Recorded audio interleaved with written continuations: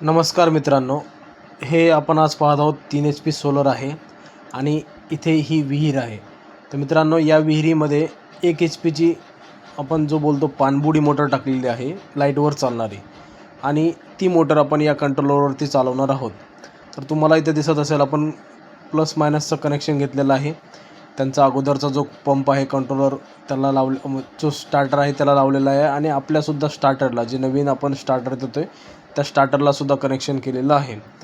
आता यासोबतच आता तुम्हाला दाखवतो आहे मी की बाबा हे कनेक्शन बघा, प्लस आणि मायनसचं कनेक्शन खाली आपण वाय कनेक्टर यूज करून वापरलेला आहे.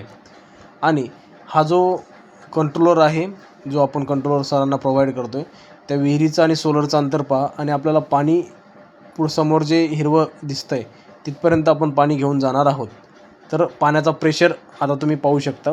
तर पाण्याचा प्रेशर जो आहे तो एकदम व्यवस्थित, आता सध्याच्या ढगाळ वातावरणामध्ये सुद्धा 1 इंची जो पाईप आहे, आता वातावरण पाहू शकता तुम्ही किती ढगाळ वातावरण आहे, त्यामध्ये 1 इंची पाईपने पाणी फुल भरून पाणी सध्या येत आहे, फक्त प्रेशर भेटत नाही आहे.